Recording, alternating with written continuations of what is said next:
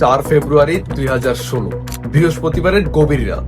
ঢাকার মতিঝিলে বাংলাদেশ ব্যাংকের ভবনটা প্রায় নিস্তব্ধ। সবাই ভাবছে আরো একটি সাধারণ রাত, সবকিছুই তখন নিরাপদ। ঠিক সেই সময় হাজার হাজার কিলোমিটার দূর থেকে কিছু দুর্ধর্ষ হ্যাকাররা ঢুকে পড়ে বাংলাদেশ ব্যাংকের ব্যাংকিং সিস্টেমে। না কোনো বন্দুক, না কোনো ডাকাতি, শুধুমাত্র কয়েকটি কমান্ড এবং কিছু কোড। আর এরপর সকাল হতে দেখা গেল বাংলাদেশ ব্যাংকের থেকে কোটি কোটি ডলার লুট। ব্যাংকের কর্মকর্তাগণ অবাক হয়ে গেল, কিভাবে এত তাড়াতাড়ি এত সহজে এত কোটি টাকা লুট হয়ে গেল। ভিউয়ার্স, চলুন ফিরে যাই সেই বাংলাদেশ ব্যাংকের দুর্দর্শ ডাকাতির ইতিহাসে। এই ভিডিওতে জানবো এক রাতের ভিতরে কিভাবে কোটি কোটি ডলার লুট হয়ে গেল সামান্য একটি হ্যাকারের কারণে। তার আগে আপনি যদি চ্যানেল নতুন হয়ে থাকেন তাহলে অবশ্যই চ্যানেলটি সাবস্ক্রাইব করে রাখবেন। 2015 সাল থেকে বাংলাদেশ ব্যাংকের সিস্টেমে দুর্বলতা ছিল। তারা পুরনো ও কম সুরক্ষিত নেটওয়ার্ক ব্যবহার করছিল। ফায়ারওয়াল এবং সাইবার সিকিউরিটি ছিল খুবই সীমিত। এই দুর্বলতাগুলো হ্যাকারদের দরজা খুলে দেয়। হ্যাকাররা মালওয়ারের মাধ্যমে ব্যাংকের কম্পিউটারে ঢোকে। ধারণা করা হয় এটি ইমেল বা পেন ড্রাইভের মাধ্যমে ঢুকেছিল। তারা ধীরে ধীরে সিস্টেমের ভিতরে তথ্য সংগ্রহ করে। এভাবে তারা পুরো নেটওয়ার্ক কন্ট্রোল নিতে শুরু করে। বাংলাদেশ ব্যাংক আন্তর্জাতিক লেনদেনে সোয়াইফট ব্যবহার করত। হ্যাকাররা এই সিস্টেমে প্রবেশ করে ফেলে। তারা ব্যাংকের লগ ইন ও অথরাইজেশন তথ্য সংগ্রহ করে। এর ফলে তারা আসল কর্মচারীর মতো ট্রান্সফার করতে পারে। 4 ফেব্রুয়ারি 2016 বৃহস্পতিবারের রাত।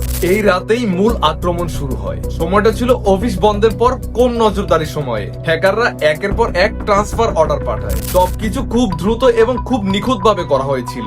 বাংলাদেশ ব্যাংকের ডলার রিজার্ভ রাখা হয়েছিল যুক্তরাষ্ট্রে, বিশেষ করে federal reserve bank of new ইয়র্কে। হ্যাকাররা সেখান থেকে টাকা সরানোর চেষ্টা করে। এটা ছিল তাদের মূল লক্ষ্য। হ্যাকাররা মোট 35টি ট্রান্সফার রিকোয়েস্ট পাঠায়, যার মোট অঙ্ক ছিল প্রায় $1 বিলিয়ন।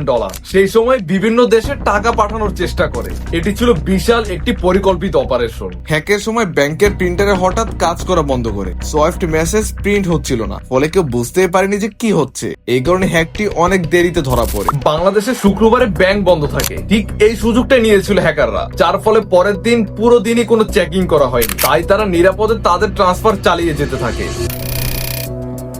একটি ট্রান্সফারের ফাউন্ডেশন শব্দটি ভুল লেখা হয়। এই ভুলটি সন্দেহ তৈরি করে। ডয়েচে ব্যাংক বিষয়টি আটকে দেয়, ফলে বড় অঙ্কের টাকা বাঁচানো সম্ভব হয়। প্রায় $101 মিলিয়ন ট্রান্সফার সফল হয়। এর বেশিরভাগই ফিলিপাইনে পাঠানো হয়। কিছু টাকা শ্রীলঙ্কা যাওয়ার কথা ছিল। এটি ইতিহাসের সবচেয়ে বড় ব্যাংক হ্যাকগুলোর একটি। ফিলিপাইনের ব্যাংক ও ক্যাসিনোতে টাকা ঢোকানো হয়। ক্যাসিনো ব্যবস্থার কারণে ট্র্যাক করা কঠিন হয়। টাকা দ্রুত বিভিন্ন জায়গায় ছড়িয়ে দেওয়া হয়। এদের তদন্ত আরো জটিল হয়ে পড়ে। শনিবারে ব্যাংক খোলার পর অস্বাভাবিকতা ধরা পড়ে। কর্মচারীরা সোয়াইফট মেসেজ খুঁজে পায়। তখন তারা বুঝতে পারে যে বড় কিছু হয়েছে, কিন্তু তখন অনেক দেরি হয়ে গেছে। ঘটনার পর এফবিআই সহ বিভিন্ন সংস্থা তদন্তে নামে। ফিলিপাইন সরকারও তদন্ত শুরু করে। বিশ্বব্যাপী এটি বড় সাইবার অপরাধ হিসেবে ধরা হয়। সবাই হ্যাকারদের খোঁজ করতে নেমে পড়ে। অনেক রিপোর্টে উত্তর কোরিয়ার লাজারাস গ্রুপের নাম উঠে আসে। তারা এর আগেও বড় বড় হ্যাক করেছে, তবে এখনো পুরোপুরি বিষয়টি প্রমাণ হয়নি। তাই এই বিষয়টি এখনো বিতর্কিত। বাংলাদেশ ব্যাংকের গভর্নর এই ঘটনার পরপরই পদত্যাগ করেন। নিরাপত্তা ব্যবস্থা ব্যাপকভাবে উন্নত করা হয়। বিশ্বব্যাপী ব্যাংকগুলো এই ঘটনা থেকে সতর্ক হয়ে যায়। এই ঘটনায় দেখিয়ে দেয় সাইবার নিরাপত্তা কতটা জরুরি। একটা ভুল এবং একটা দুর্বলতা আর পুরো দেশের টাকা ঝুঁকিতে। আর এমন রিয়েল স্টোরি জানতে চাইলে অবশ্যই চ্যানেলটি সাবস্ক্রাইব করুন।